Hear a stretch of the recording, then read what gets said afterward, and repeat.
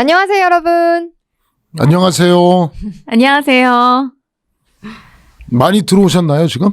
아, 그러게요. 얼마나 들어오셨어요? 와, 1,800명 들어왔네요, 지금 현재. 자, 오늘 1,800명의 학생들하고 라이브로 이제 진짜 뭐 진지한 얘기도 하고 편하게 선생님들하고 얘기를 또 뭐 이것저것 할 겁니다. 자, 뭐 네. 예. 자, 우리 오늘 방송 우리 이제 시작하기 전에 저희랑 8시간 투자해서 실용 글쓰기 따기 이거 인트로 영상 한번 보고 오도록 하겠습니다. 어느 정도 공부를 해야 하나요? 질문도 굉장히 많이 받고 있는 것 중에 하나예요. 근데 제가 실제로 이제 오프라인에서 강의를 할 때 딱 8시간 안에 실용 글쓰기를 마무리했던 적도 있거든요. 그리고 나서도 8시간 그 수업을 꼼꼼히 들으시고 나중에 시험 합격했다고 하시는 분들, 5점 다 땄다고 하시는 분들도 굉장히 문자를 많이 주셨었어요. 그런 걸 보면 넉넉 잡아서 한 일주일 정도 아주 완벽하게 집중해서 선택과 집중이죠. 집중을 딱 해서 그 일주일 동안 열심히 하시면 충분히 원하시는 점수를 받으실 수 있을 거라고 생각이 들어요. 먼저 인사하시기로 하시지 않으셨어요? 저 먼저 할까요? 네. 네, 안녕하세요, 여러분. 저는 해커스 비비안입니다. 저는 형법용서법을 맡아서 하는 김대환입니다. 반갑습니다. 네, 반갑습니다. 저는 해커스 공무원에서요. 한국사 담당하고 있습니다. 네, 만나서 반갑습니다. 자, 오늘 금일 라이브 방송 특집은요, 바로 과목 개편 특집입니다. 그래서 저희가 오늘 이벤트를 진행을 했었는데, 그게 바로 뭐냐면, 해커스 경TV, 무엇이든 물어보세요 코너가 있었어요. 그래서 저희가 사전에 이벤트를 진행을 해서 질문글 3개를 선정을 했고요. 그래서 질문이 선정된 시청자에게는 BHC, 우와, 맛있는 거다. 순살 뿌링클 기프티콘이 제공된다고 하네요. 배고프네요. 네. 배고프네요. 네, 진짜 배가 진짜 고프네요. 방송 같은 거 안 해보셨어요? 저요? 아나운서나 뭐 이런 거 안 해보셨어요? 해본 적이 없습니다. 근데 얼굴도 이렇게 자꾸 멘트가 이게 말이 인트로. 아까 발음도 발음이 인트로 그죠? 저는 갑자기 인트로 영상이라고 할 줄 알았는데 인트로라고 해가지고 인트로 알 발음도 좋아서 영어 발음할 땐 다 선생님한테 이렇게 맡겨서 저거 하면 괜찮을 것 같은데요. 그 뭐죠 그 외국인들 와가지고 네. 라이브로 토킹 해가지고 막 연예인 외국 연예인들만 만나고 그런 거 하시면 그런 거요? 그런 네. 것도 라이브 할까요? 유튜브에서 재밌을 것 같아요. 그럼요. 네. 예, 그래서 오, 이제 많이들 막 좋으셔서. 들어오고 계신가 봐요. 안녕하세요. 그러네요. 안녕하세요. 네, 안녕하세요. 반갑습니다. 네. 네. 자, 그러면 오늘 한번 코너 어떻게 진행하는지 제가 좀 순서를 안내를 좀 해드리도록 할게요. 네, 좋습니다. 우선 첫 번째는 2022년에 경찰 공무원 시험 과목 개편 관련 이슈와 관련된 내용, 요 내용이 좀 첫 번째 코너로 진행이 될 거고요. 그 다음에 이제 두 번째는 선택 과목이 폐지가 되죠. 그래서 이 필수 과목에 대한 어떤 선택을 어떻게 해야 되는지, 특히 영어하고 한국사. 이것 때문에 이제 비비 선생님하고 제가 이 자리에 이렇게 만나게 됐는데요. 이 부분에 대한 조언을 좀 드리도록 하겠습니다. 자, 그 다음에 이제 마지막 세 번째 김대현 선생님께서 형사법 과목에 대한 소개를 해드리도록 하겠습니다. 네, 좋습니다. 자, 선생님 이제 진행해 주시죠. 자 이제 이게 8시 5분 적혀있는데 자 일단은 시험이 개정된 이유부터 설명을 드릴게요. 오, 중요한 것 같아요. 여러분 집중을 해 주십시오. 중요하진 않고요. 현재 지금 한 30명이 왔죠. 30명. 아니 한 50명 정도 돼야지 이거 지금 이 중요한 얘기를 할 텐데. 1,800명에서 지금 되게 많이 나갔네. 그러니까. 이게 제가 얼굴이 크니까 자꾸 중간에 나가는 것 같은데 지금 이거는 해커스의 농간이에요. 진짜 보세요. 이 비대 이거 진짜 대칭에 무슨 삼각 이렇게 탈도 아니고 저는 머리밖에 안 보여가지고 지금 부담스러운데. 진짜 궁금했대요. 혜성 씨 진짜 궁금했어요. 네. 이게 이제 처음부터 이제 옛날에는 어떻게 시험을 쳤냐면 형법, 형소법, 경찰학, 수사, 그다음 영어 이렇게 5과목을 쳤어요.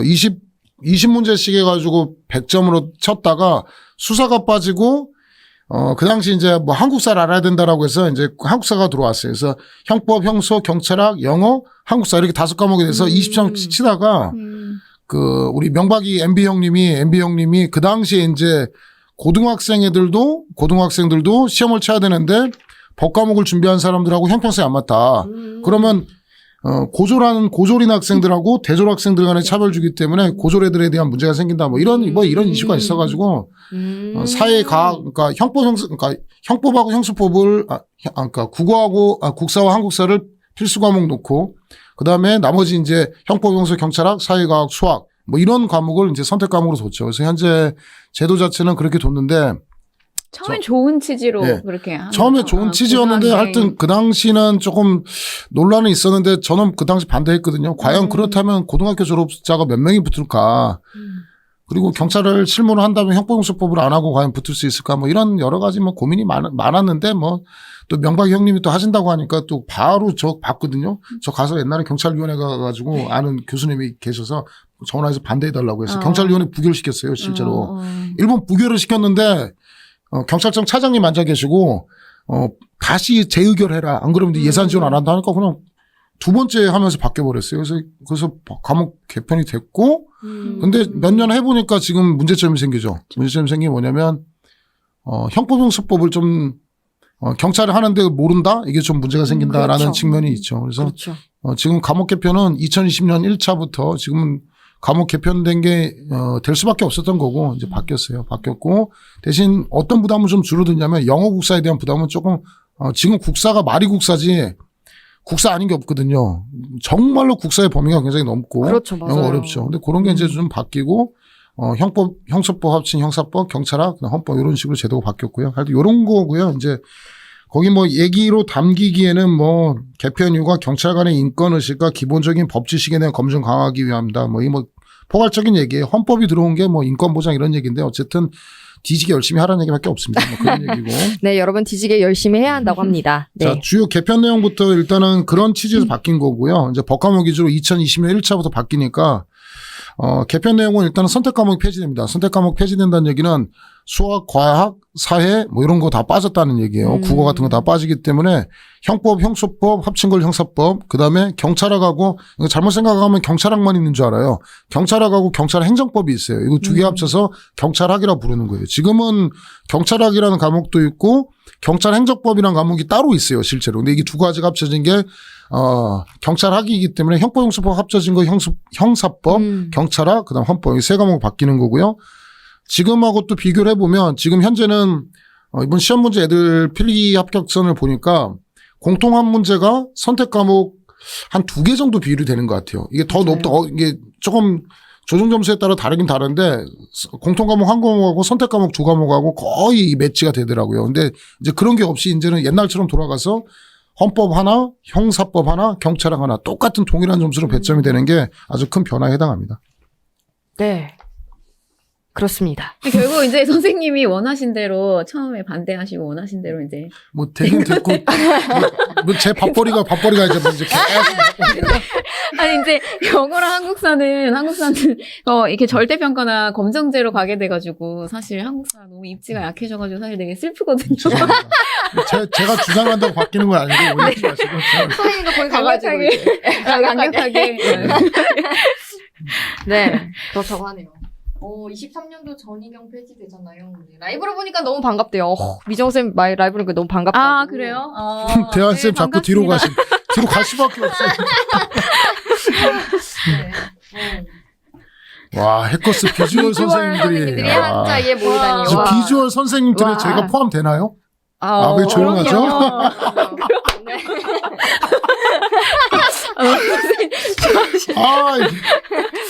가야 되겠는데. 아니 이런 이야기 하는 수험생 이렇게 뭔가 선물 하나 주고 막 이런 지금 가을 아닌가요? 왜 꽃이 피었나요?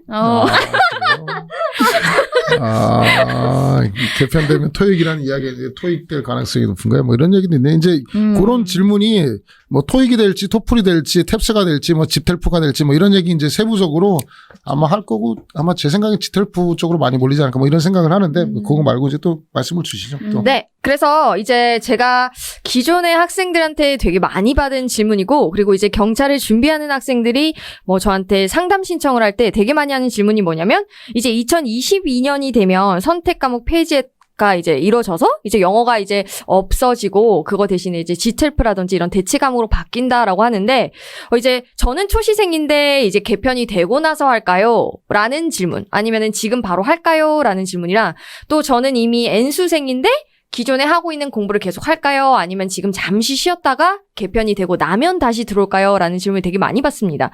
그래서 제 생각에는 일단은 초시생 분들 중에 대학교를 재학 중이시거나 아니면 여러 가지 이유들로 인해서 지금 현재 공부에 올인을 할 수 없는 생활 여건을 가지신 분들은 지금 막 들어와가지고 이제 공부를 하시기에는 제 기준은 영어가 베이스가 없다라는 기준이에요. 그래서 그런 분들이 있기에는 조금 시간상의 부담감이 있을 수도 있겠다라는 생각이 들어요. 근데 만약에 여러분들이 이미 저는 공부를 해왔고 저는 어느 정도 영어의 베이스가 있다라고 하면 개편이 되기 전에 있는 정보가 많을 때 끝내는 게 좋지 않을까라는 생각이 듭니다. 그래서 한번 정리를 하자면 저는 초시생입니다. 근데 지금 올인하기에는 조금 부담스럽고 영어의 베이스가 없습니다라고 하신다면은 개편 후가 좋을 것 같고요. 그리고 저는 이미 기존에 공부를 하고 있는 학생입니다라고 하면 2022년 개편되기 전에 빨리 마무리 지으시는 게 현명한 선택인 것 같습니다. 자, 그리고 이제 GTELF에 대한 질문을 많이 받는데요. 사실은 GTELF가 토익만큼 유명한 시험은 아니기 때문에 여러분들이 정보가 많이 없으실 것 같아요. 근데 제가 GTELF, 토익, 토플 다 가르쳐봤지만 제 기준에는 여타 나머지 공인어학 성적보다는 내기가 쉬운 과목인 건 확실한 것 같아요. 그래서 GTELF는 공인어학 성적 시험이고요. 그리고 이제 우리 경찰 영어랑 다른 점은 리스닝이 있어요. 그래서 청취가 있어서 내가 영어 듣기가 좀 잘 된다라고 하시는 분들은 굉장히 유리하고요. 근데 저는 아예 영어를 듣기를 할 수 없습니다. 저는 되게 몰라요. 이러면은 이제 GTELF에서 청취 부분이 발목을 잡을 것 같아요. 그래서 GTELF는요. 청취 그리고 문법, 독해와 어휘 이렇게 세 가지 파트로 나눠져 있고요. 토익과의 차이점은 토익은 사실 상대평가거든요. 그래서 내가 보러 가는 날 잘 치는 그러니까 성적이 높은 애들 막 많이 들어오면 내가 아무리 잘 봐도 점수가 낮게 나오는데 GTELF는 절대평가이기 때문에 여러분들이 열심히만 하시면 단기간에 점수를 받을 수 있고요. 그다음 또 하나 더는 이제 토익 같은 경우에는 2주 정도 있다가 점수가 나오기 때문에 이거를 공부를 그만둬야 되나 말아야 되나 되게 오랫동안 고민을 하시는데 GTELF는 약 5일 정도 있다가 바로 성적이 뜨기 때문에 여러분들이 단기간에 끝낼지 아니면 여기서 마무리를 짓고 이제 다른 과목으로 가야 될지 아니면 계속 해야 될지 빨리빨리 선택할 수 있어요. 그래서 되게 장점이 많은 시험이라고 저는 생각을 하고요. 그리고 진짜 제 경험상 얘기하면 영어가 노베이스인 학생들도 수업만 조금 들으니까 69점, 70점. 그러니까 레벨 2는 그대로 받더라고요. 그래서 여러분들한테 좀 유리한 시험이지 않을까라는 생각이 듭니다. 그리고 또 하나 되게 좋은 건요. 일단은 확실한 것은 기존 영어보다는 되게 쉬워요. 진짜 세요, 선생님. 한번 쳐보실래요? 청취는 잘 안 되는데 제가 이게 경간부 경찰 간부 시험에는 이미 바뀌었거든요. 바뀌고 다른 거 보면 진짜 공통적으로 학원 관계자들 만나서 얘기를 하거든요. 우리 학생들 지금 현재 한 50명 정도가 있는데 지금은 여러분 잘 모르시겠지만 나중에 비비안 선생님 보면 대박 나가지고 이제 만나기 힘들 거 아닌가. 어떤 식으로 바뀌냐면 토익 쉽지 않거든요. 토플 안 해요. 토플 준비하는 경찰 수험생 없을 거고요. 탭스도 장난 아니게 어려워요. 맞아요, 그럼 결국은 맞아요. GTELF로 거의 다 몰릴 거라고 다 예상해요. 그리고 뭐냐면 그 옛날에 사법 시험에 영어가 들어왔어요. 그 당시 이제 토익이 쉬우니까 토익으로 다 몰렸던 거고. 그리고 우리 또 경찰 시험에 또 가산점에 옛날에 실용글쓰기라는 게 없었거든요. 그렇죠. 근데 실용글쓰기 생기니까 지금은 가산점을 다 뭐 하냐면 실용글쓰기로 가요. 맞아요, 근데 맞아요. 우리 지금 보는 토익, 탭스, 토플, 그 다음에 GTELF 들어올 거거든요. 그 GTELF 코리아 지금 실림이 들어왔어요. 지금 현재. 그래서 지금 강의도 찍으신 걸로 아는데 아마 제가 볼 때는 비비안 선생님은 제일 대박 나지 않을까. 계산을 해보자고. 경찰 수험생이 4만 명인데. 아니, 안 돼요? GTELF가 들어오면 갑자기 막 6만 명, 10만 명의 학생이 비비안 선생님의 결제를 막 와서 GTELF를 따겠다고. 여기 계산 나왔어요. 계산이 나왔어요. 계산 나오잖아요.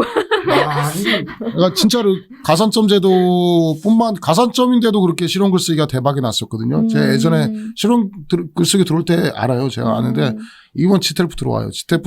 확정은 아닌데 GTELF 들어오게 되면 학생들이 왜냐면 법과목도 공부를 하잖아요. 법과목 공부하는데 거기에 또 영어 토익 해봤을 거라고요. 토익 점수가 되는 학생들은 상관없지만 토익 준비하려 생각하면 LC, RC 짜증나요. 그다음에 탭스도 그렇고 토플은 뭐 유학 갈 것도 아닌데 그쵸. 아무도 안 해요. 아무도 안 하고 응시비도 되게 비싸고. 예, 그래서 아무도 안 해요. 그래서 결국은 바로 결과 나오는 거 GTELF 정도로 하지 않을까 뭐 이런 생각이 들어서 맞아요. 아마 쉽게 갈 거예요. GTELF 아마 보세요. 이게 제 말이 아니고 한 딱 시행되자마자 마냥 지텔프 아마 대박 나셔가지고 막 건물 올리시고 막 뭐 이러지 않을까.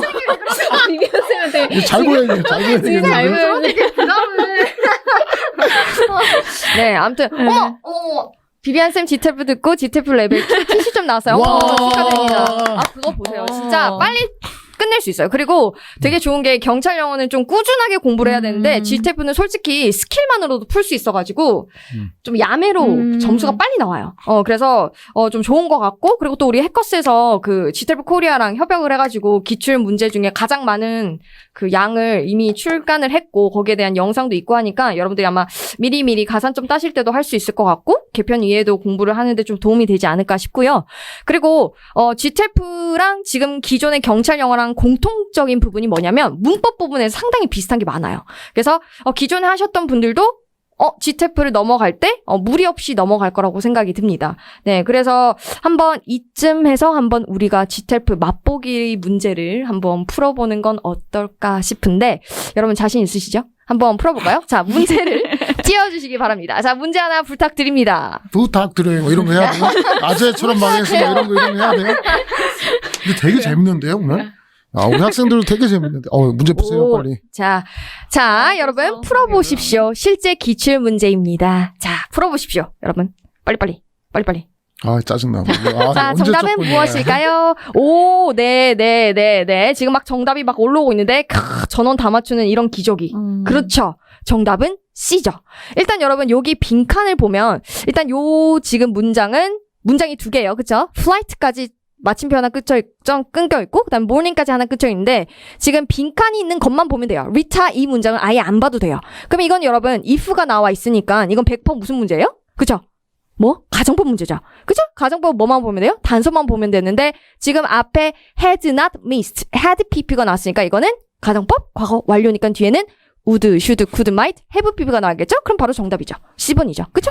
여러분들이 푸셨듯이 바로 이거는 진짜 3초 만에 풀 수 있어요. 근데 이게 실제 기출 문제라는 거. 그죠? 그래서 경찰 영어를 하셨던 분들도 빨리빨리 풀 수가 있기 때문에 상당히 좋은 방향이지 않을까라는 생각이 듭니다. 오, 잘했어요.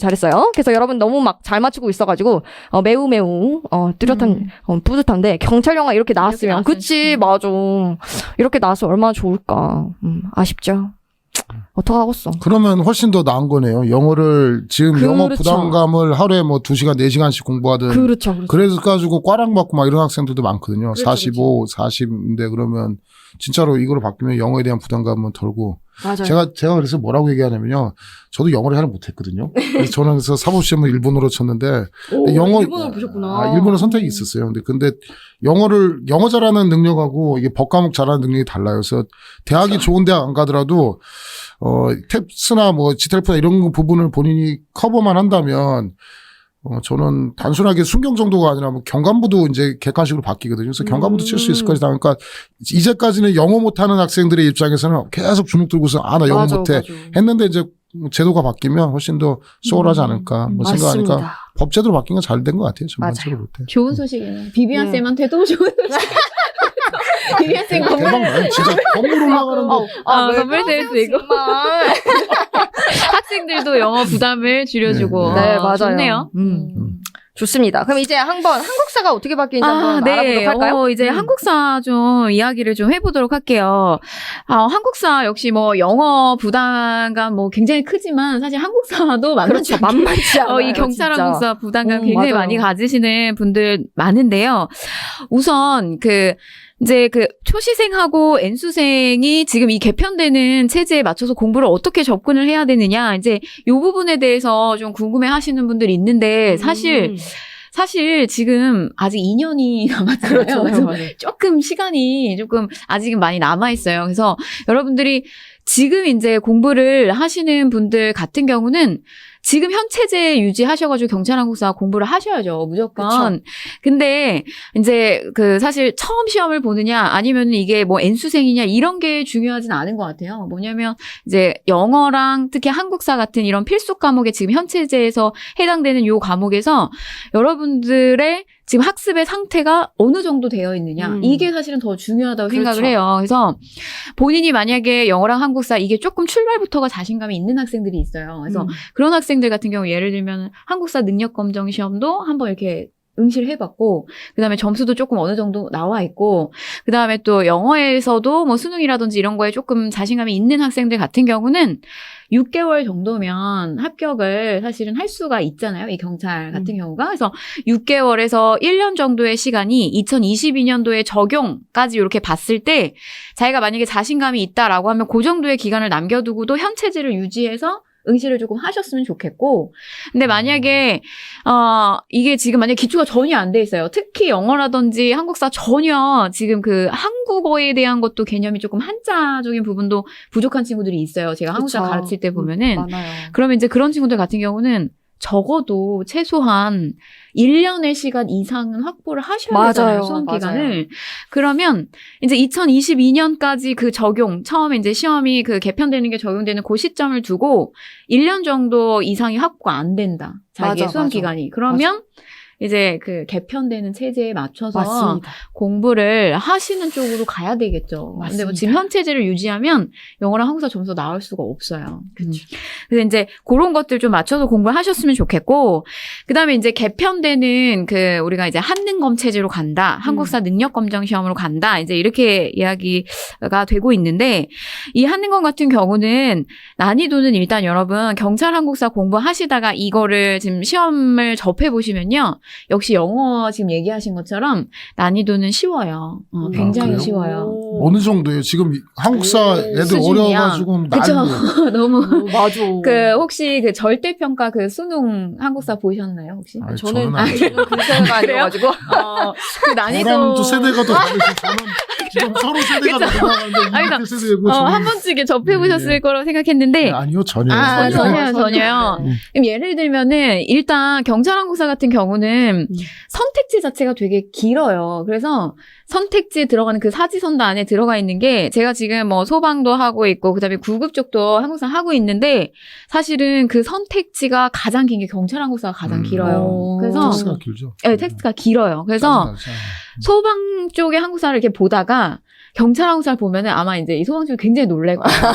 아. 경찰 공부하시다가 소방 쪽의 한국사를 보게 되면 또 너무 너무 쉽다. 수월하게 쉽게 푸실 거예요. 네, 그런데 하더라고요. 그러니까 네. 경찰 치는 학생들이 소방과 치면 뭐 95, 100점 맞는다고. 네. 몰라요. 근데 뻥인 것 같긴 한데 지들 말은 그래. 말은 그렇죠? 그래. 그렇게 많이들 이야기해서 네. 자신감을 막 네. 내비치죠. 그렇죠. 네, 무슨 네. 뭐 소방이 밑에 있는 것처럼 막 얘기를 하는데 절대 그렇지 않고. 또 예, 소방은 예. 또 소방만의 또 어떤 아, 또 그런 예. 또 특징이 또 조금 별도로 있기는 한데 아무튼 이제 경찰한국사 같은 경우는 선택지가 굉장히 길어서 예를 들면 이제 소방 같은 경우 기준점으로 봤을 때 20문제를 소방에서 푼다라고 하면 경찰 쪽의 한국사는 한 30문항을 정도 푸는 아. 듯한 느낌? 그래서 부담감이 엄청나겠구나. 네, 그래서 사료가 주는 그다음에 선택지가 주는 압박감이 있어요. 그렇죠. 응. 그래서 경찰 한국사는 항상 시험이 끝나고 나면 그 난이도에 대해서 뭔가 이렇게 논란이 조금 있거든요. 어느 쪽에서는 너무 쉬웠다, 이번에 쉬웠다. 근데 어느 쪽에서는 조금 어려웠다. 막 이래요. 근데 경찰 한국사가 그렇게 좀 논란이 있는 이유는 제가 봤을 때는 이게 유형이 주는 어려움이 있는 것 같아요. 막상 답을 딱 골라냈는 데는 사실 별게 없거든요. 똑같아요. 난이도 수준은. 근데 보시면은 이게 뭔가 유형 자체가 주는 거. 개수를 고르게 한다든지 아니면 선택지가 길다든지 사료 자체가 굉장히 많이 나온다든지 이런 게 조금 어렵게 출제가 되는 부분이 있어요. 그래서 일단은 그거를 공부를 하시다가 한능검을 치시면 한능검은 그냥 무난하게 따실 수가 있어요. 그래서 방법은 그렇게 가시는 게 가장 좋고요. 한능검을 공부하다 경찰 한국사를 가는 건 조금 힘들어요. 근데 경찰 한국사를 하시다가 또는 공무원 쪽 한국사를 하시다가 이 한능검을 딱 응시를 하시면 그거는 그냥 바로 네. 이렇게 쉽게. 주위에서 쉽다고 하는데 제가 학생들 궁금한 게 네.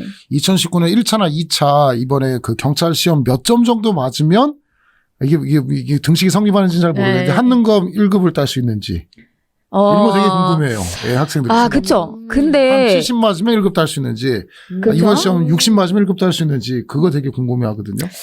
근데 이 반대로 봤을 때, 그러니까 한국사 능력 검정 시험을 응시를 하시고 오신 분들이 나는 한국사는 자신 있어. 이러면서 접해서 오시거든요.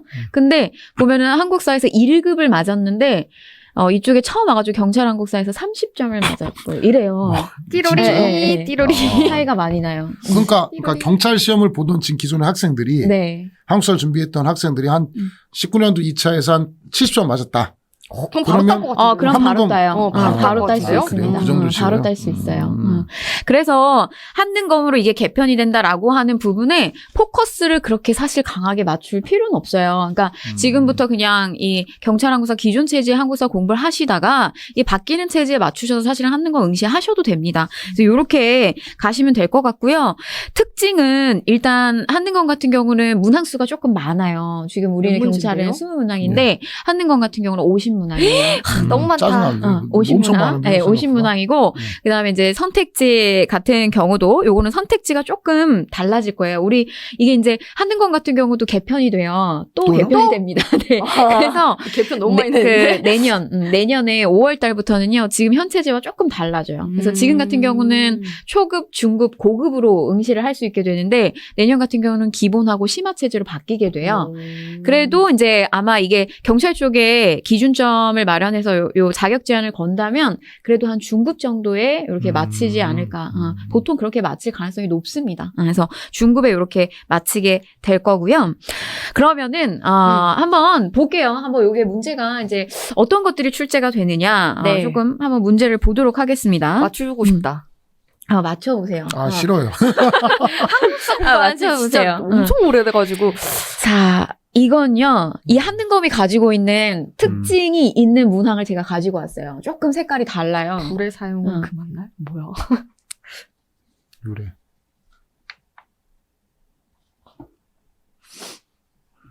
저는 안 풀겠습니다.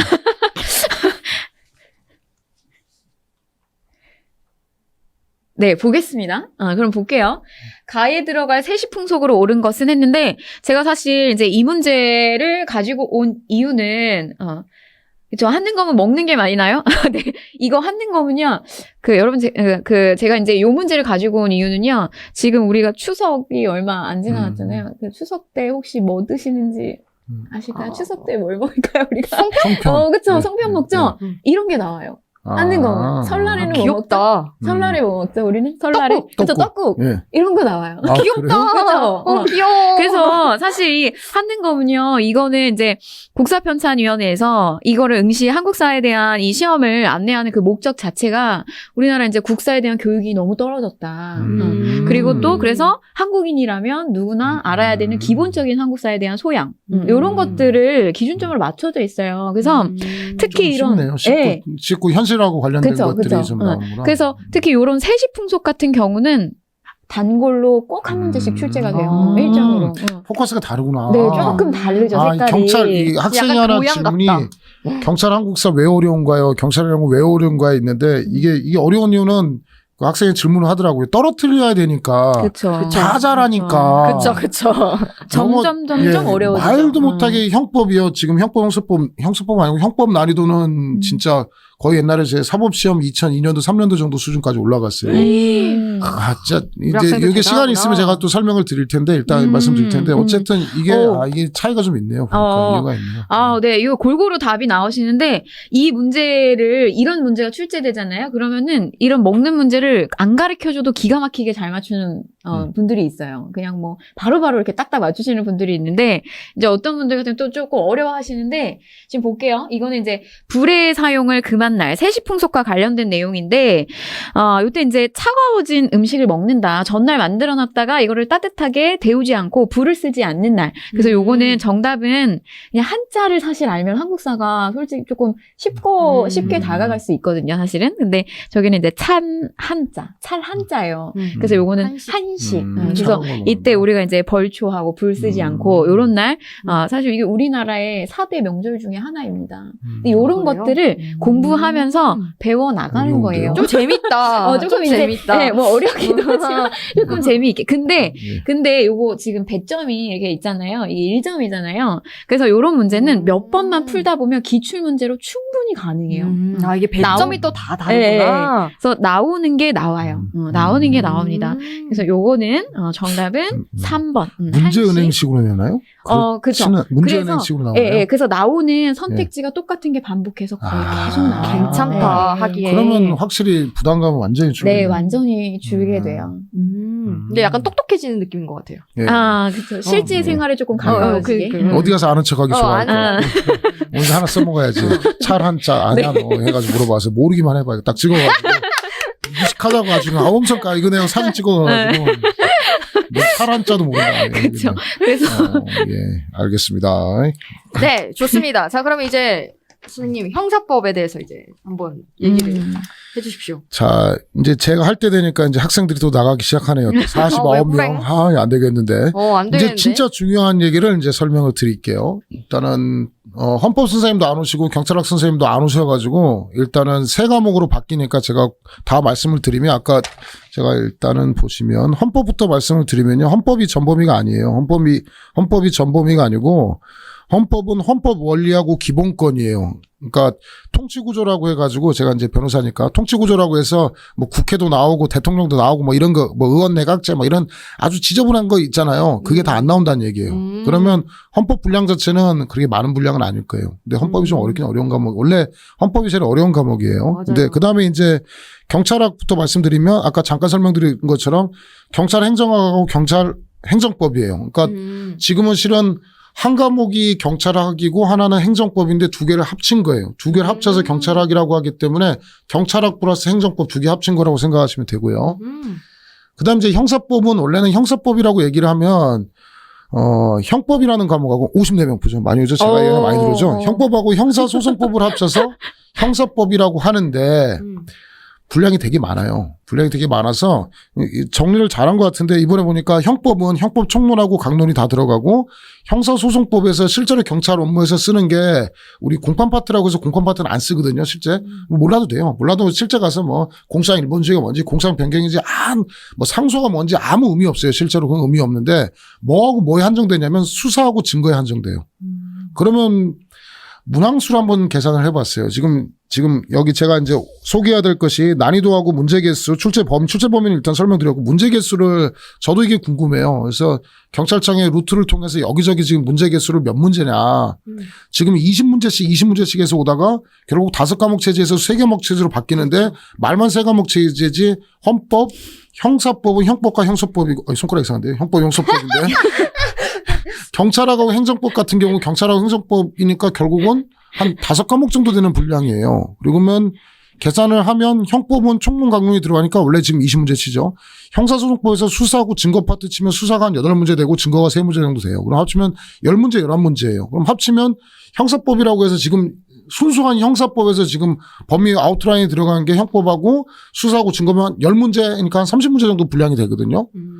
그러면 이제 고민이 되죠. 그래서 이제 제가 제일 궁금한 게 지금 이거예요. 근데 결정이 안 됐어요. 결정이 안 돼서 지금 의뢰를 맡겨가지고 결과가 나올 거예요. 조만간 나오게 되면 제가 뭐 따로 이거 하더라도 아니면 제 네이버 경로과에서 알리든지 문항수가 결정이 되면 말씀드릴게요. 범위까지는 지금 의뢰를 해가지고 나온 거고요. 범위까지만 나왔고 문항수가 안 나왔어요. 이게 아마 제가 알기로는 시행령인가 시행규칙에 문항수가 현재 20문제로 바뀌어 있어가지고 문항수 이게 시행규칙을 바꿔야 될 거예요. 아마 제 생각에는 경찰 공무원 임용 규칙인지 모르겠는데 거기 규칙인가 들어있어서 지금 현재는 20문제를 할 수밖에 없는데 그거를 20문제를 30문제로 늘릴 것인지가 쟁점이에요. 그게 이제 문제 개수에 대한 거에서 제가 지금 확답을 못 드리는데 말씀드릴 거고요. 제일 중요한 게 이제 난이도 설명을 해야죠. 난이도. 많이 들어왔죠? 오시면 조용하죠? 다이어트 하시나요? 너무 마르셨어요. 빙고 다이어트 조금 합니다. 어떻게 하셨어요? 살이 좀 빠졌나요? 저 처음에 뵀을 때 다이어트 하신다고. 네, 그랬다가 다시 또 그래서, 무한대로 쪘다가 이제 다시 조금 아니, 많이 다이어트를 빠지셨어요. 학생들이 물음표 이정현 뒤집니다. 이게 병진율이 이게 뭐지? 약간 이런. 자, 내년 채용 전망 같은 건 조금 이따 설명을 드리고요. 이건 드리고 일단은 제가 이제 난이도하고 공부방법에 대한 설명을 좀 드릴게요. 이거는 오늘 해야 되는 이슈니까. 난이도는 어려워져요. 지금 아마 이 중에서도 제가 보기에는 지금 현재 57명의 학생들이 여기서 보고 있는데 시험을 쳐본 학생들도 있을 것이고 안 쳐본 학생들이 있을 텐데 지금 문제가 지금 계속 어려워지고 있어요. 그래서 아까 조금 전에 이제 사법시험 스타일 문제까지 나왔다. 그러니까 뭐 예를 들어 형법 같은 경우에는 학설 정도만 나오는 게 학설에 대한 소개 정도가 나오는 게 기존 출제의 범위였는데 이번에 좀 독특한 거는 학설에 대한 비판까지 냈어요. 이건 좀 과한 거예요. 이게 학설 정도 내는 정도가 7급하고 9급 정도 난이도고 학설에 대한 비판까지 물어보는 정도는 7급에서 5급 정도 공무원 시험에 나오는 건데 이게 지금 소개가 되기 시작했어요. 그만큼 들어오는 인풋 자체에 대한 실력이 굉장히 높아졌다는 얘기가 첫 번째 반증이고, 두 번째는 이제 2019년 1차나 2018년 3차가 좀 그랬는데 통합교과라고 해서 변호사 시험이라고 있거든요. 그래서 네. 그게 이제 로스쿨 가는 건데 걔들 시험 문제가 형법하고 형사소송법 합쳐서 형사법이라고 불러요. 그래서 형법 지문에 막 경찰관이 수사하다가 증거도 채취하고 그게 유죄가 될지 무죄가 될지를 사례형을 출제하면서 선지에 1, 2, 3, 4에 형법 지문도 있고 형사법 지문도 섞여요. 그럼 결론은 이렇게 설명하고 뒤지기 어려워져요. 어려워질 수밖에 없는 게 또르르. 세 과목을 근데 좋은 거야. 영어 국사 안 치는 거에 비하면 맞죠. 이거 진짜 말도 못하게 좋아지는 건데 대신 이거예요. 그러니까 과거에 영어를 잘해서 붙는 학생들보다는 지금은 법정 리걸 마인드 좋은 학생들이 확실하게 붙을 수밖에 없어요. 이거는 레벨 차이가 좀 많이 차이가 날 거예요. 그러니까 법에 대해서 이해력이 좋은 학생들은 영어를 조금 못하더라도 도전해보는 시험이 될 거예요. 반대로 이 법률, 그러니까 영어 국사를 잘하던 학생들이 법에 대한 개념을 좀 잘 모르시면 아마 굉장히 이제 고전하는 시험으로 바뀌어서, 그러니까 옛날에는 영어 못하고 국사 못하는 학생들이 고개를 숙이고 다녔는데 지금 법에 대한 자신감 있는 학생들이 아주 그냥 뭐 이제 난리 난 과목이 되지 않을까 뭐 이런 생각을 갖고 있고, 저는 제도 자체는 좋다고 생각하고요. 그러니까 방향성 자체는 형법하고 형사소송법이 결합된 사례형 스타일 문제하고, 그다음에 이제 옛날에 사법시험이나 변시에서 소개됐던 학설에 대한 비판까지도 물어보는 문제. 또 그다음에 또 이제 if then 형식으로 가정법 문제까지 나왔어요, 이번에요. 그래서 대박. 뭐냐, 그러니까 대박 사건. 협박죄가 위헌범이라면, 협박죄가 침해범이라면, 그러니까 이거 진짜 전형적인 사법시험 스타일 문제거든요. 뭐뭐라고 보면 결과가 어떻게 되냐, 이거라고 보면 결과가 어떻게 되냐. 이게 19년 1차, 2차의 특징 중에 하나가 단순하게 그 18년도 3차까지는 단순하게 판례의 태도가 뭐냐 이걸 물어보는 시험에서 지금은 뭐뭐라고 보면 결과가 어떻게 되느냐, 뭐뭐라고 보면 결과가 어떻게 되냐 이렇게까지 냈고, 이걸 정답 지문까지 구성을 해가지고 이제는 난이도는 무조건 높아져요. 난이도 무조건 높아지고, 일단 공부 방법에 대한 설명을 드리면 뭐 제 수업 들으면 돼요. 제가 다 알아서 해드릴 테니까. 약간 간지나요. 예. 어쨌든 제가 수업을 들으면 이거는 제가 뭐 경찰도 했고 변호사도 했고 강의도 형법 형사법 강의를 다 해서요. 단순하게 형법 강의하는 사람하고 형사소송법 강의하는 사람과 달리 두 개는 이제 통합교과식으로 형법하고 형사법을 같이 이제 준비를 해야 될 거예요. 이제 저도 문제집도 그렇고 교재도 지금 통합형사법으로 해가지고 다시 내야 될까 생각도 하고, 문제집 자체도 구성 자체를 그러니까 형법 문제가 따로 문제집이 있고 형사법 따로 문제집이 있는데 형법하고 형사소송법을 같이 이제 융합하는 문제가 나오지 않을까라고 하는 거 생각하니까 난이도는 높아질 거라고 생각합니다. 아직은 뭐 21년 1차니까 준비하지 마시고, 대신 저 학생들이 있어요. 군대에 있는 학생들도 있고 지금 군대에서도 공부하는 학생들도 있고, 맞아. 고등학교 1학년, 2학년, 3학년 학생들 준비하는 학생들은 맞아. 이제 이렇거든요. 굳이 대학을 갈 필요가 없다. 나는 공무원이 되겠다. 이런 생각 가지시면 대신 영어가 좀 약하다, 국사 약하다 싶으면 법 과목을 미리 해두시면 좋아요. 형법하고 형사법 봐두시고, 경찰하고 경찰행정법 봐두시고, 내년 타이밍 헌법. 그러니까 당장 지금 붙어야 되겠다, 1년 안에 붙어야 되겠다라고 하는 학생들은 기존 시스템대로 가지만, 내가 군대에 있다든가 아니면 뭐 대학을 졸업하는데 3학년 상계에서 졸업하고 나서 4학년 때 친다든가 뭔가 이렇게 긴 텀을 두고 고등학교 졸업하고 친다 이런 학생들 같은 경우는 뭐 이제 좀 큰 관점에서 형법 형사법은 어차피 필요한 과목이니까 쳐야 될 것이고, 경찰학에 저 같으면 저라면 제 동생이 만약에 준비한다면 현재 지금 존재하는 경찰학하고 경찰 행정법이라는 게 있어요. 이걸 미리 받으면 좋을 거고, 헌법은 이제 경찰에 맞게끔 세팅된 과목들이 없어요. 그러니까 헌법은 조금 늦게 하더라도 일단 이런 것을 해보시면 좋지 않을까 생각합니다. 오케이. 그렇구나. 미녀와 야수? 역시 이건 야, 씨는 공평하긴 뭐가 공평해. 머리는 좋은데 얼굴이 안 된다. 이 얘기를 저 인기 많아요. 진짜. 씨는 공평하기는. 근데 선생님 아까부터 되게 예. 멋있다고 생각한 게 있는데 얘기해도 돼요? 그럼요. 선생님 저 있잖아요. 미정 선생님이랑 저랑은 핸드폰에 이렇게 탁 뒤에 액정에 위에 이렇게 보호 필름이 있거든요. 이거 진짜 부자만 할 수 있는 거거든요. 보호 필름도 아무것도 없고 이렇게 생으로 들고 다니는 거. 이거 진짜 리얼 간지예요. 그게 아니고. 이거 리얼 간지야. 그게 아니고 보험을 가입했고. 저는 이게 뭐냐면. 그러니까, 저는 원래 갤럭시 쓰다가 아이폰을 바꿨는데 이 느낌, 아마 아이폰 쓰는 사람 느낌, 이 손으로 이렇게 쓱 올렸을 때 그 느낌이 되게 좋아요. 맞아요. 그리고 이게 이렇게 움직이는 느낌이 좋아서. 어떡하죠? 안 되는데. 저 아이폰 11로 바꿀까 지금 심각하게 고민하는데 이상하게 렌즈가 보셨나요? 네 개더라고요. 렌즈 3개인가 해서 무슨 전자는 이상한 이 맞아. 새끼들 이상한 것 같아 지금 보니까 막 그래서 좀 느낌이 이상해가지고 자 뭐 하러 왔죠 우리 지금 영집반 화이팅. 자 네. 영집반 화이팅 네. 자, 세고사 하죠. 갑시다 이제. 자. 네. 자, 이제 그러면, 이제 우리 다음 코너, 진행해볼게요, 선생님. 하는 이제 얘기를 이거 하다가. 엄청 재밌는데요. 야. 자, 볼게요. 자, 보시면, 우리 이벤트 요거, 우리 앞에서 사전에 이야기했던 거, 해커스 경팁이 무엇이든 물어보세요. 사전에 선정된 고민글에 대해서, 선생님, 저희들 할 게 되게 많았네요.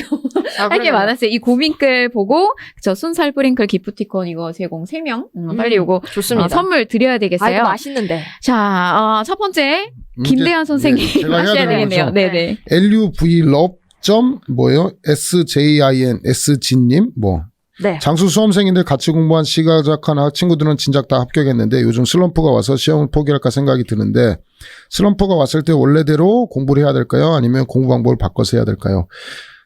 아까 학생들 좀 힘들다는 얘기도 많이 하는데 참 얼마 전에 제 카톡이 하나 왔어요. 카톡이 와서 새벽 4시에 저 36살인데요. 공부를 계속 해야 될까요? 되게 짧게 왔더라고요, 학생이. 답을 못 달겠더라고요. 36살인데 그냥 질문이 만약에 장황하게 저 선생님 힘들어요. 저 힘 좀 주세요. 이랬으면 상관이 없는데 선생님 저 36살인데요. 그냥 4시 30분에. 너무 마음 아프다. 그래서 그걸 보고 제가 카톡 일자로 확인하고 답을 못 했어요. 못 하고 아침에 한 10시쯤까지 이거를 야 계속해. 힘내. 이게 힘내라는 단어를 쓰고 싶은데 힘내라는 단어를 못 쓰겠더라고요, 이게. 그래서 저번에 또 하나하나 여학생이 공부를 8년 했다고 중간에 전화해서 막 선생님 그냥 저 눈물이 나서 울고 싶어요. 그냥 밑도 끝도 없이 그냥 그러니까 이 되게 먹먹한 게 뭐냐면 자기네 엄마 앞에서도 울 수 없고 남자친구한테도 울 수도 없고 세상 천지에 처음 본 그러니까 저하고 전화 통화한 학생도 아닌데 그냥 대놓고 울더라고요. 이 선생님 힘들고 뭐 이게 봤는데 계속 먹먹함이 들었어요. 그래서 그러니까 이게 장수생이 아직 많이 한 장수생은 아닌데 이런 경우가 있어요. 일단은 진짜 제가 이제 요거에 대한 답변을 좀 드리면 이제 공부 나이가 좀 많이 이제 답변을 제가 준 거예요. 나이가 좀 많다라고 생각하면 영어가 이제 변수예요. 뭐 국사나 법 과목은 상관이 없는데 영어를 자기가 커버할 수 있다는 생각이 든다면 나이가 뭐 36이라 하더라도 할 생각을 한번 하고 영어만 극복이 된다면. 근데 영어가 극복하기 좀 어렵다. 대부분 이제 공부를 오래 하는 학생들이 영어가 극복이 안 되는 경우가 많거든요. 그래서 그렇다면 이제는 너가 나한테 이 정도 보낼 정도라면 심각하게 고민할 때가 됐다. 그러니까 여기저기 다 이제 막혔다는 얘기죠. 그런 고민이 있는데, 그러니까 일단은 영어 같아요. 국사하고 다른 거는 극복할 수 있는 여지가 좀 있고요. 그런 거고 여기 이제 이거는 뭐 슬럼프가 왔다. 이거는 저는 슬럼프면 술 마셨어요. 근데 여기 제가 할 얘기는 아니겠지만 그러니까 자기마다 방향은 다른 거예요. 슬럼프 왔을 때 뭐 혼자 뭐 코인 노래방 가서 노래 부를 수도 있는 것이고 그렇죠. 뭐 게임을 할 수도 있는 것이고 뭐 여러 가지 다양한 방법이 있어서 그 슬럼프 자체는 극복이 되고요. 슬럼프는 어떻게 극복을 하냐면 뭔가 자기한테 이렇게 뭔가 이렇게 베네핏 이익을 주는 거예요. 내가 이만큼 공부했어? 이만큼 했어? 하면 자기 칭찬을 이렇게 해주는 거예요. 저는 맞아. 나름대로 칭찬 주는 게 이게 할 얘기는 아닌데 저는 맥주 2병 사다 놓고 시험 잘 봤어. 공부 잘했어. 막 이렇게 하면서 고시 공부할 때 맥주 1병씩 마시고 뭐 그랬거든요. 그러니까 그게 술이면 술이고 아니면 본인이 맞는 거면 맞는 거를 주면서 하는 거고 그리고 슬럼프가 일단 안 오려면 제가 하는 얘기 중에 뭐 연애를 웬만하면 하지 마라. 연애 같은 거 하면은 이렇게 서로 이렇게 감정의 기복이 있고 그거 하면은 슬럼프를 극복하기 힘들고 두 번째는 부모와 싸우지 말라 이런 얘기 하거든요. 맞아요. 그러니까 자기 힘들다고 부모하고 싸우기 시작하면 부모는 뭐 하야 같은 마음이 아니거든요. 그건 어릴 때 마음이지 그렇죠. 나이가 차면은 화내면 같이 화내요. 같이 화내고 싸우고 그만두라 그러고 시집가라 그러고 막 시집가라 그러고 막 상대 괴롭힐 수 있는 모든 말을 다 해서 괴롭히거든요. 그러니까, 시끄라 그러고. 네, 그러니까 절대로 그게 그러니까 부모하고 싸우지 않고 슬럼프를 극복하는 게 아니고 슬럼프가 오지 않도록 하는 게 중요한 거예요. 그러니까 뭐 저는 나름대로 아침마다 수영을 예전에 공부할 때 수영 아침 8시부터 9시까지 수영을 했었고 그러니까 규칙적인 생활을 하고 주위 사람들하고 싸우지 않으려고 노력을 했거든요. 누가 뭐 껄렁껄렁하면 쳐다보지 않고 하고 뭐 그러니까 자기 멘탈을 이렇게 유지하는 게 중요한 것이지 뭐 여기 뭐 세부적으로 공부 방법을 바꾼다든가 이런 것도 있긴 있어요. 저도 독서실 같은 경우 뭐 A 독서실을 하다가 중간 B 독서실, C 독서실 옮기는 스타일이기도 하고 뭐 밥 먹는 거 기분 전환하려고 A 고식당 먹다가 B 고식당도 먹다가 뭐 이런 거니까 너무 세부적이고 디테일한 것이고 일단은 슬럼프가 안 오도록 공부를 꾸준하게 하고 뭐 새로운 연애나 뭐 이런 거를 시작하지 않고 뭐 여자친구가 있다거나 남자친구가 있으면은 싸우지 않도록 노력할 것이고 뭐 주위 부모님하고 싸우지 않도록 노력하는 거 이런 게 중요한 것 같아요. 요 방법이 좋을지 않을까라고 생각합니다. 열심히 하시면 결과는 좋으니까요. 자기 낙담하고 자책하지 마시고 자기를 믿고 가는 거예요. 세상에 믿을 사람이 지 자신밖에 없어요. 그러니까 자기 믿고 가는 겁니다. 자, 화이팅 하십시오. 화이팅. 네, 화이팅 하시고요. 아니, 근데 제가 저녁반도 수업을 강남 쪽에서 저녁반 일행직 수업을 했었어요. 근데 거기 보시면 사실 나이 연령대 굉장히 많으신 맞아요. 분들이 많이 맞아요. 오시거든요. 진짜 그래서 많아요. 사실은 뭐 36살 뭐 이렇게 얘기하시는데 이제 이게 그러니까 저도 이제 학생들 가르치고 막 이렇게 수험생들 하다 보면서 점점 이분들한테 이걸 너무나 쉽게 얘기하는 게 이게 정말 뭐 이분들의 어떤 인생에 대한 부분에서 내가 너무 심하게 간섭을 하는 거에 대해서 조금 이렇게 두렵기도 하더라고요. 어쩔 때는. 맞아요. 근데 또 이렇게 보시면 나이 연령대 많으신 분들이 굉장히 그 열정 가지시고 막 이렇게 공부하시고 막 이렇게 해서 또 합격했다 소식 들려오고 이런 것들 보면 또 충분히 가능성이 있어 보이는 좀 희망적인 부분들도 많이 보여요. 그래서 36살에 했지만 또 37살에 한 다음에 한 40살, 42살에 합격하는 학생들도 있는데 그러니까 이게 상황이 그렇죠. 맞아요. 새벽 4시 반에 그 고민을 저하고 평소에 연락하지 않던 학생이 자기는 익숙하죠. 인상이. 그리고 제가 뭐 푸근하니까 편하게 얘기를 했겠지만 그게 딱 보고 이게 보통 보면 카톡에 보면 기존에 등록돼 있는 학생이 아니고 초대하게 해가지고 등록하게 나오잖아요. 그러니까 신규가 이제 오니까 그냥 저도 나름대로 이거 쉽게 하면 안 되겠구나 뭐 이런 생각도 들고 뭐 다른 고민 상담 하도록 하겠습니다. 자. 다른 고민 상담할게요. 조금 내용이 맥락은 사실 비슷한 것 같아요. 여기 이제 장수 수험생 보시면 이 아이디를 읽고 하는 건가요? 예, 예. 나날릴 NA2 네. 러브 7. NAA 러브 7님. 알바랑 병행. 날라리 러브. 네, 날라리 러브. 날라리 러브. 나날이 러브야? 나날이 러브가. 날라리 러브. 예, 근데 예. 뭘까요? 몰라요. 나날이 사랑하게 된다 이건가? 모르겠는데. 자, 보시면 알바랑 병행해서 공부를 해야 하는데 어떻게 하면 시간 관리를 효율적으로 할 수 있을까요? 이런 고민글이었는데요. 알바랑 병행을 해야 된다. 이거 그러니까 직장인하고는 또 조금 다른 개념이죠. 그렇죠. 아르바이트를 또 병행을 해야 된다.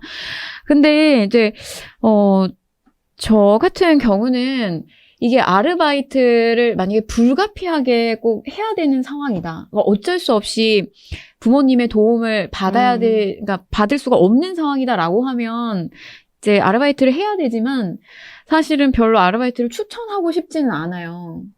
그러니까 결국에는 이제 재수, 삼수 이렇게 하다 보면 이 아르바이트 병행해서 공부하는 이 상황이 수험생들 굉장히 많더라고. 이 고민을 하시는 분들이 결국에는 이제 부모님한테 경제적인 지원을 계속 받고 있는 게 너무 미안한 거죠. 마음에 계속 이렇게 짐처럼.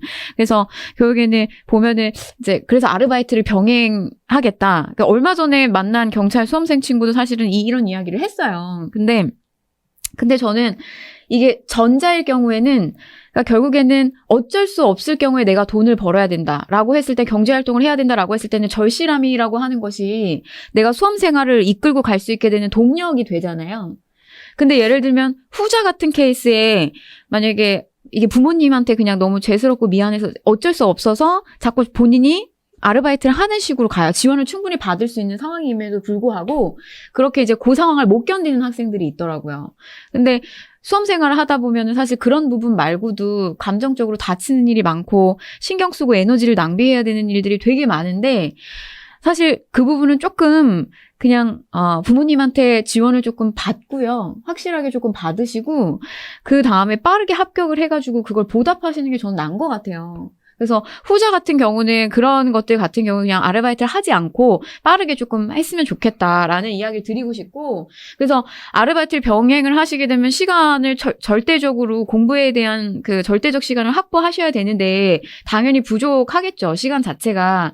근데 이제 조금 더 만약에 불가피하게 해야 된다, 효율적으로 해야 된다라고 하신다면 조금 이제 우선순위를 어디에다가 먼저 둬야 될지를 조금 체계적으로 미리 조금 잡아가시면서 공부를 하시는 게 좋겠죠.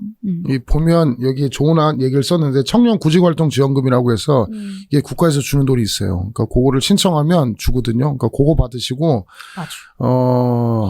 이제 어쩔 수 없이 뭐 애 아빠가 하나 있어서 대리운전하다는 학생도 하나 있더라고요. 그래서 거기는 그건 어쩔 수 없이 벌면서 해야 되는데 알바를 일단은 뭐를 하시든지 한 몇백만 원을 벌어두시고 공부를 하셔야지 알바하고 공부는 병행이 안 되고요. 힘들어요. 안 된다는 건 아니고. 근데 저거는 돼요. 대학 다니면서 공부하면서 대학 학업하고 이것도 쉽진 않지만 제가 생각하면 이건 돼요. 대학 학업하면서 그 다음에 공부하는 거는 그나마 가능성이 있고 주식하면서 공부하는 거 잘 안 되고요. 제일 안 되는 거는 코인 그쵸, 있어요. 코인 하면서 공부하는 애들은 얘들은 안 돼요. 왜냐면 코인은 장이 계속 열기 때문에 얘는 안 되고요. 들여다보더라고요. 게임에서 뭐 배그하거나 뭐 롤하는 애들 이것도 병행 잘 안 돼요. 그러니까 게임하면서 병행하는 잘 안 되고 주식이나 뭐 코인 같은 거 병행하는 거 안 되고요. 이 마찬가지로 알바하면 체력적으로 힘들어요. 뭘 해든 사람 그냥 월급 따기 쉽지가 않거든요. 그러니까 알바하고 공부 병행도 힘들고요. 학업하고 병행하는 거 힘들지만 그래도 가능성 있는 거는 학업하고 병행은 그나마 할 수가 있다. 그러니까 일정 정도 보든지 아까 청년 구원 지원금 같은 거 받으시고 하는 게 좋을 것 같아요. 예. 부모님이 도와주면 제일 좋고요. 부모님한테 뻥치면 돼요. 부모님한테 뻥쳐가지고 시험 붙고 나서 한 2달치 월급 준다고 엄마한테 계속 뻥을 치세요. 또 떨어지면 다음번에 4달치 준다고 그러고요. 또 떨어지면 8개월치 한 1,000만 원 준다고 뻥을 쳐가지고. 그러니까 지원을 그렇게 받을 수 있는 지원을 왜냐면 그렇게 하시는 게 좋죠. 인생이 긴데 그거를 막 얼마나 스트레스 받겠어요. 일하는 순간에도 일하는 것도 힘들죠. 그 다음에 돈도 벌어야, 공부해야 되죠. 체력 소비하고 엄청 힘들어요. 그러니까 같이 병행은 힘들다 이렇게 생각하시고 하시는 게 좋을 것 같아요. 예. 좋습니다. 자, 그러면 이제 마지막 우리 사연 한번 들어보도록 하겠습니다. XOXO.희은님. 근데 그거 아세요? XOXO가 무슨 뜻이게요? 몰라요. 엑소? 몰라요. 이거 많이 들어보지 않으셨어요? 모르겠는데. 옛날에 막 미드에 가십거리라는 거 있었거든요. 거기에 끝날 때 XOXO 이렇게 끝난단 말이에요. 되게 많이 쓰는 건데. 무슨 뜻이에요? 모르겠는데. 궁금하시죠? 여러분 무슨 뜻인지 아세요 혹시? 무슨 뜻일까요? XOXO가 영어 얘기하기 좀 부끄러운데 네. many hugs and kisses라고 해서 많이 안아주고 많이 뽀뽀해주자라는 뜻이거든요. 그게 왜 그렇게요? 몰라요. 이거 봐봐요. 생긴 게 그래요? X가 입술이 이렇게 2개 막된 거.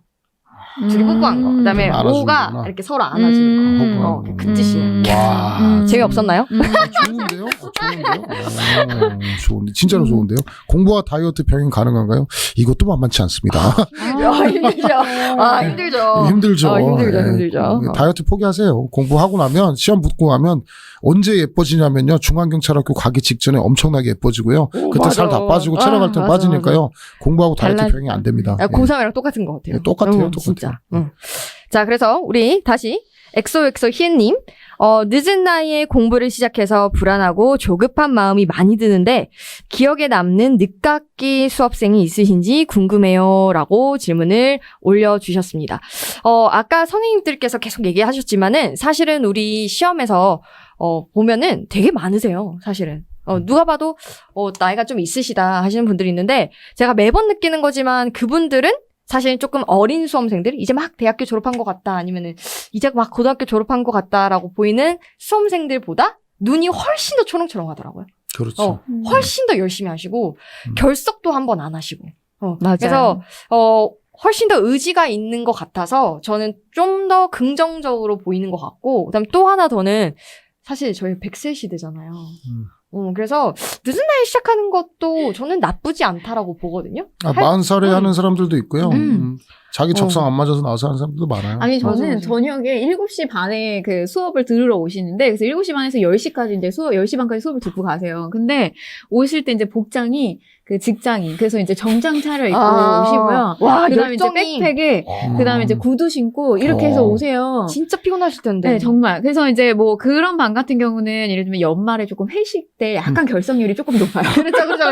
맞아. 결석률이 높아요. 오히려 이게 조금 달라요. 그래서 이제 그런 분들도 이렇게 오시고, 그 다음에 뭐 아기가 있으신 맞아, 아주머니들도 맞아. 오시고. 애 안고 오진 않아요. 아, 그렇지. 네, 아, 그렇게까지는 아니고. 갑자기 막 전매기고 막. 저는 기억에 남는 분은 저한테 문의글을 주셨던 질문을 하셨던 분인데, 애기 엄마인데 애기 낳은 지 얼마 안 돼가지고, 모유수유 하면서 강의를 잘 듣고 있다. 그래가지고 저는 솔직히 말해 그때 되게 자기반성했어요. 아, 이렇게 열심히 사는데, 나도 더 열심히 해야겠다. 뭐 이런 생각도 좀 들었고, 그다음 또 하나 더, 하필 오늘 제가 스프링 책을 링 만든다고 잠시 쉬는 시간에 복사집에 갔는데, 복사집에 가다가 누가 저한테 인사를 하는 거예요. 선생님 안녕하세요. 그래서 봤는데, 그분이 나이가 꽤 많으세요. 30대 중반이신데, 한 5달인가? 5달 전인가, 이제 인강생인데, 이제 메가 건물에 오셔가지고 상담받고 싶다고 오신 적이 있었거든요. 그래서 공부를 했었는데, 뭐, 이렇게 공부하는 게 맞는지, 뭐, 이런 상담을 하러 오셨었는데, 그때 이제 되게 나이가 좀 있기 때문에 자기는 좀 되게 절박하다고 했는데, 진짜 거짓말 안 하고 오늘 저한테 합격했대요. 와, 대박. 근데 영어 하나 틀렸다 그러더라고요. 와, 대박이다. 그래서, 잘했네. 그래서 진짜. 제가 글 좀 남겨달라고 막 부탁을 했는데, 잘하셨어요. 근데 그게 진짜 합격했다고 얘기하는 그 눈빛에, 모든 게 다 쓰고. 네, 진짜 그 모든 거에 다 녹아져 있더라고요. 그래서 저는 진짜 늦가기 수험생분들 정말 그 누구보다 더 화이팅. 네, 화이팅입니다, 화이팅. 진짜 화이팅. 맞아요. 네. 이제 뭐 마무리해야 될 것 같은데요. 네. 다음 라이브는 또 제가 나와요. 제가 해커스 경TV의 지분이 얼마인지 여러분 상상도 못해요, 진짜. 이거 제 없으면 경TV 지분이 어마어마해요, 지금 제가. 지금 제 거 유튜브, 제 거 아시죠? 변호사 김대환. 좋아요 누르시고요. 구독하기 누르시고. 원래 제가 오늘 지금 이번에 화성 연쇄살인 사건 지금 해야 되는데 지금 그것도 미루고 제가 여기 와 있다니까요, 지금 현재. 그런데 어쨌든 다음번에 궁금하네요, 선생님. 제가 공소시 관련해서 네. 한번 찍어서 제가 해드릴게요. 일단 그런 거고, 다음 라이브는 9월 26일 날, 김대환 구독, 좋아요, 알람 설정 꼭 하셔야 돼요. 알람 설정 하셔야 되고요. 하셔야 됩니다. 자, 미정쌤, 비비안쌤 이뻐요. 헌법쌤 모시고 오세요. 알겠습니다. 그리고 다음 라이브는 저하고 이상훈 선생님이 이제 경찰학 가르치시거든요. 그래서 앞으로 어떤 식으로 준비하면 좋을 것인지, 뭐 3법 특집 해가지고, 뭐 현재 제도도 마찬가지고 바뀐 제도도 관련해서 또 좋은 정보 드리고 또 재밌게. 근데 지금처럼 재밌을진 잘 모르겠어요. 제가 볼 때 그때는 엄숙해질까봐 지금 막 당황스럽고 하는데, 그날 심심하시면 같이 오셔가지고 같이 했으면 좋을 것 같습니다. 자, 어쨌든 이렇게 하시면 될 것 같습니다. 네. 그래서 오늘 이 시간에 여러분들 봐주시느라고 고생 많이 하셨고 오늘 하세요 선생님. 자꾸 여기 올라오는데 우리 친구들이 또 이렇게 자꾸 와가지고 댓글을 연무생 오늘 그거 꼭 소개해야 되는 거죠? 오늘 너무 예뻐요. 미정쌤 화이팅. 화이팅. 거기 써 있잖아요. 다음 접속자 예상 20명.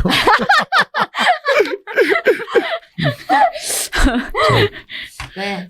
오케이. 그래서 오늘 여러분, 약속 지켜가지고 들어와 주신 우리 실강생분들도 감사드리고, 그 다음에 또 호기심을 가지고 들어오셔가지고, 보신 분들 전부 다 좀 쏠쏠한 정보 좀 얻어가셨으면 좋겠습니다. 진짜 도움됐으면 좋겠네요. 합격까지 저희 모두가 여러분들 모두 응원을 하고, 또 다음 경TV에서 만나도록 하죠. 여러분, 우리 인사할까요? 안녕. 안녕. 자. 오늘 그럼 제가 가산점 관련해서 자주 물어보는 질문을 좀 정리를 해볼까 해요. 먼저 4가지 탑 4의 질문 중에서 먼저 2가지를 좀 먼저 제가 말씀드려볼까요? 네. 먼저 가산점 준비 꼭 해야 하나요? 라는 질문이 이제 많이들 해주시는 질문 중에 하나인데요. 제가 생각했을 때 네.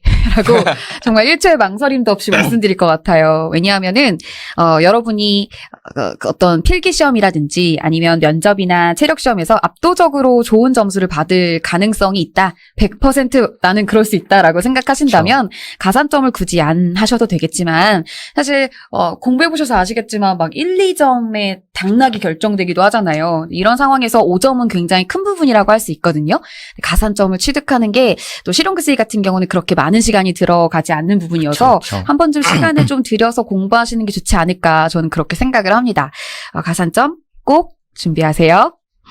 두 번째는요. 가산점이 4점인데 1점을 꼭 채워야 하는지에 대한 질문도 많이 들어오죠. 오프라인에서도. 가장 많이 들어옵니다. 많이 들어오죠. 그러니까 아무래도 가산점이 한 분야에서 중복 적용은 안 되다 보니까 이제 다른 것이 있는 분들 중에 실용글쓰기에 많이 관심을 가지시더라고요. 근데 이제 아무래도 실용글쓰기는 550점 정도를 받으면 2점을 취득할 수가 있어요. 근데 왜 전체 합계가 5점이니까 2점을 취득해도 이제 1점을 받게 되는 거겠죠? 전체 5점, 만점을 채우게 되는 걸 텐데 만약에 필기시험이라든지 뭐 다른 분야의 내용이 아직 다 완벽하게 점검이 되지 않은 상태에서 굳이 제가 1점을 따라고 시간을 들이라고 말씀드릴 수는 없을 것 같아요. 그래서 우선 본인의 공부의 양과 공부의 어떤 성취도가 어느 정도 되어 있는지를 보셔야 될 것 같거든요. 근데 만약에 공부 충분히 되어 있다. 한번 도전해보고 싶다. 그러면 한번 도전해보시는 것도 좋겠다 추천을 해드리는데요. 그 이유가 시험을 합격하고 난 뒤를 제가 생각했을 때에 그렇게 해봐라 이렇게 말씀을 드리는 부분이에요. 왜냐하면 요즘 들어서 합격을 한 후에 글쓰기 능력이 뛰어난 사람들을 되게 높이 평가해준대요. 그렇죠. 네, 그러다 어느 보니까 부서든 마찬가지인 것 같아요. 그죠. 그리고 특히나 경찰 같은 경우는 보고서를 쓰는 내용도 많기 때문에 글쓰기 능력이 어느 다른 여타의 직업들보다도 더 중요하게 여겨지는 부분이에요. 그래서 공부를 한번 해보겠다. 글쓰기를 공부 한번 해보겠다. 이런 마음으로 준비하신다면 그렇게 부담은 없으실 것 같아요. 그래서 저는 한번 1점 취득도 추천을 해드릴 만하다고 생각합니다. 취업, 그러니까 합격 이후에 또 생각하는 거죠. 그것까지 생각하시는. 그렇죠. 역시 물어보사. 멋있도 물어보사. 물어보사였어요. 네. 나머지 것도 좀 말씀해 주세요. 제가는 이제 세 번째 거를 말씀드릴게요. 가장 많이 물어보는 질문 중 하나인데요.